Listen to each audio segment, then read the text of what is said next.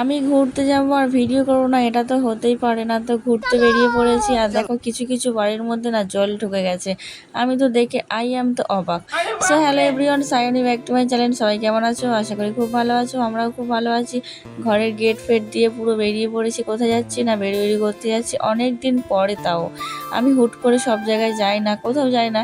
টুকটাক আমার দরকারে ছাড়া আমি কোথাও বেরোই না ঘর থেকে। তো আজকের আমার কি মনে হলো যে সবাই মিলে একটু ঘুরতে যাব। তো আমাদের যাওয়ার কথা ছিল 3 জনে, তার সঙ্গে আমাদের অ্যাড হয়েছে আমার মেজো যা প্লাস ফের বড়ো যা।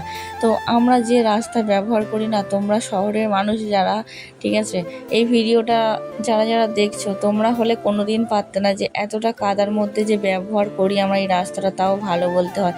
আমাদের একটা মেন রাস্তা আছে, সেটা আমি ঘুরে ঘুরে যাই না, সত্যি কথা, যেটা আমি শর্টকাটে মেরে দিই এই কাদা মারিয়ে মারিয়ে। তো এইটা আমাদের মেন রাস্তা না, তাও আমরা কিন্তু এই রাস্তায় চলাফেরা করি। এই রাস্তায় আমাদের এই ঘাটে ফাটে সরতে আমাদের খুব সুবিধে হয়। আর এইটা হচ্ছে কি, আমরা যাচ্ছি অন্যজনের রাস্তা থেকে। আমাদের রাস্তাটা একটু অন্যরকম, তোমরা দেখলে বুঝতে পারবে, তো আমি দেখাইনি।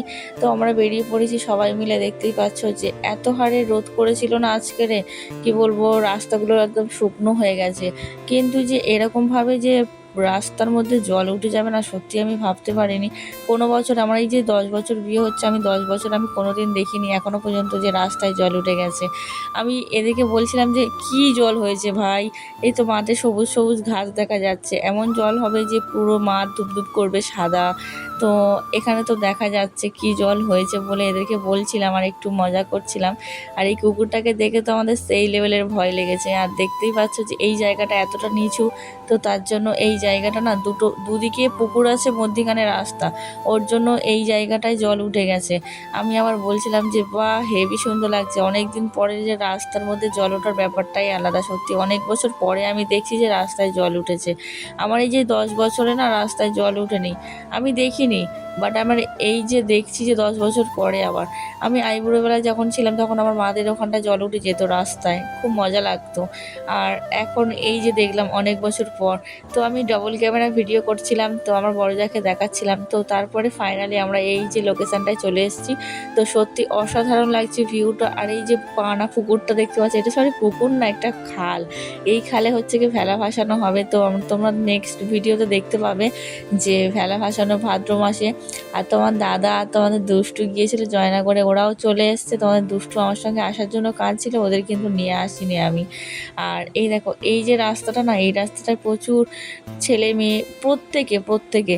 আর একটা বউ এখানে না জাল পাচ্ছিল, ঠিক আছে, আমি সেটাকে দেখাচ্ছিলাম তোমাদেরকে, তাড়াহুড়ো করে যাচ্ছিলাম তো বউটাকে দেখাচ্ছিলাম, কিন্তু বউটাতে সে বেগে চলে গেছে। তাকে আর কি দেখাবো, সত্যি কিছু বলার নেই। তাকে একটু ভিডিও করছি, সে আমাকে দেখে পালিয়ে যাচ্ছে আর আমি ওকে দেখে ছুটে ছুটে আসছি।